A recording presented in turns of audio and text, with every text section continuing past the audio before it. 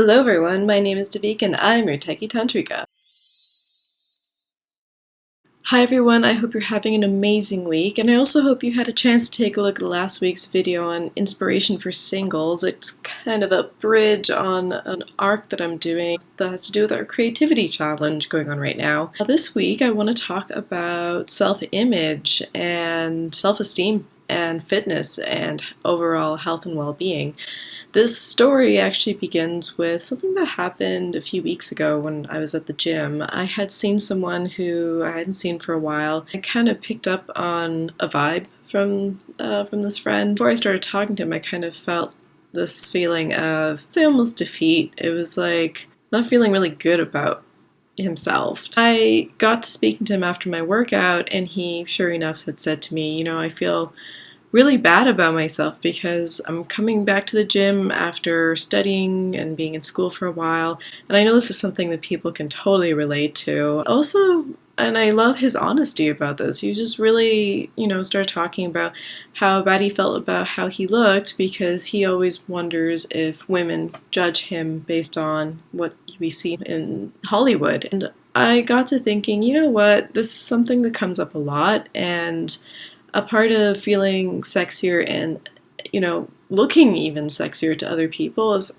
a huge part of this has to do with how you feel about yourself. The biggest thing that people don't realize and don't understand, and I told him this as well, is the fact that how we feel about ourselves definitely makes and breaks who you attract into your life. People don't realize how much importance is placed on how we talk to ourselves, how we treat ourselves, how we respect ourselves in correlation to who you attract into your life.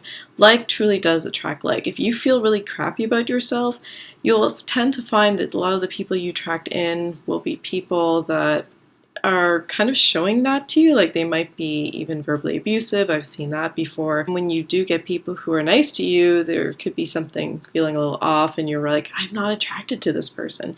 And this sort of thing. It's very rare that I actually come across people who don't feel that great about themselves who attract a really great person in that they're attracted to. What I'm trying to say in one tight little package here is that how you perceive yourself and how you view yourself and how you look after yourself is the nucleus of everything around you. How people treat you when you're dating, how people treat you in your relationships, whether it's a family-based relationship, a friendship, even in dating. There's this great article, I'm going to post it, it's from a website called Precision Nutrition, and they have some really great charts that show the absolute realistic expectations behind what it really takes to have six-pack abs, and that's when we start skirting into the aesthetic fitness industry. And this is another big part too. There's the health industry and there's the aesthetic part of the health industry. These are actually very different. Health is about looking after yourself, ensuring that you're lowering your risks of certain diseases, making sure that your BMI, or at least your body fat composition, is a good, healthy level for your body, eating well, treating yourself well, working out. Doing cardio 5 days a week is important, like some government regulations say that. Some people are arguing that 3 times a week, high-intensity interval training, Tabata, that sort of thing, is also comparable. I say get your body moving. Every body is different. Every body can take something different and enjoy something different. And there's like a million different ways to exercise now that it's just really about just getting yourself moving. I used to go to the gym 5 days a week, a lot of weights and did a lot of cardio, and I really liked my results, but I got severely injured. And since then, I'm just grateful I can walk now. Like, I could barely walk for about 7 months. Since then, I found barre has been helpful, barre fitness. I do some high-intensity interval training now. I do some weight stuff still. I do keep it kind of light just because I'm still working through my injury and I would like to really get more back into dance again. But this was a really good example for me, especially of recognizing how much your body is willing to take, listening to your body, also stopping when things are hurting in a bad way. Diet is equally important. Some people even argue even more important.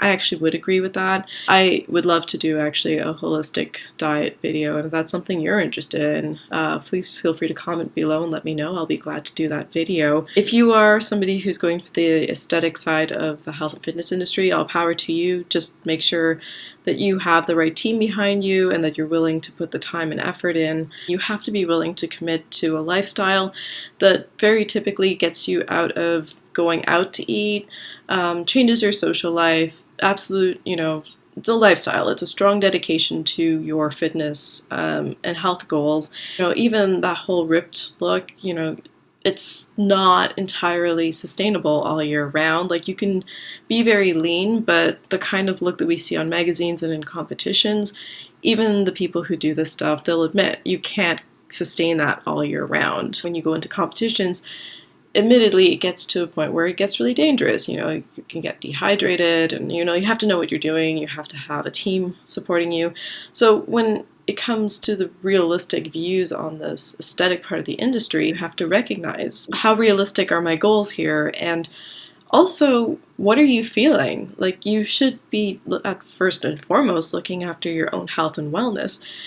It's just not enough to say, I want these aesthetic things. When we start reaching for the external, this is where we find ourselves actually getting into trouble. Everything in life starts off with a motive. And if you want something because it's going to benefit you internally, you have a stronger foundation from there to move forward. If you're purposely just doing something because it's going to either make you look good externally, or it just has a purpose to it that's very hollow and not really benefiting you internally, that's not very sustainable. That's not going to take you very far. Really observe what makes you feel healthy. Health and wellness looks different on every body. Every person is going to have a different way of looking when they're actually looking after their well-being. Start off with literally just looking after yourself. Just observe and see what makes you happy, what gets you moving, what keeps you going. Maybe you enjoy doing soccer and sports like baseball. You could just really enjoy sports, and if you're doing that 3 to 5 times a week, then that could be your exercise. So much even on YouTube for fitness at home. I'm really enjoying the HIIT interval training on YouTube. Personally, at the end of the day, how you emanate your health to the world is the most important part. Focus on your internal. Focus on how you feel inside. If you're feeling crappy about yourself, do something about it. Don't force yourself to do something that you hate, though, because that's probably not going to be something you're going to enjoy doing for a long-term, sort of situation. My challenge to you, too, is if you find yourself really strongly addicted to things that you are trying to kick, actively work on that. Taking things out of your diet, like let's say soda, pop, like these are things we can enjoy occasionally. Everything's great in moderation. The other thing I actually want to address too, with regards to moderation, is that everything is great in moderation. The idea of having to push ourselves to have, this very specific type of physique is extremely unrealistic for the majority of us. Whether you're, let's say, going through an injury like myself, or that's just something that doesn't appeal to you. Why are you going to change your body just because somebody else's body looks like that? The comparison game gets really dangerous. Actually, I've written an article about this on She Does the City. I will gladly post a link to this below. So, as I said to my gym buddy, just don't be so hard on yourself on the external side of things, especially. Everybody's attracted to something different. Like, whenever studies are done, actually, a lot of the times what they tend to find is in a group, people will say they're attracted to what we think of as conventional, attraction. But when people start getting questioned individually, the variance becomes broader. People start showing interest in different, variety of different body types. So I truly believe there's somebody out there for everybody. You just have to have your heart open and know that that's possible. And this will start your journey to finding a person who loves you for who you are.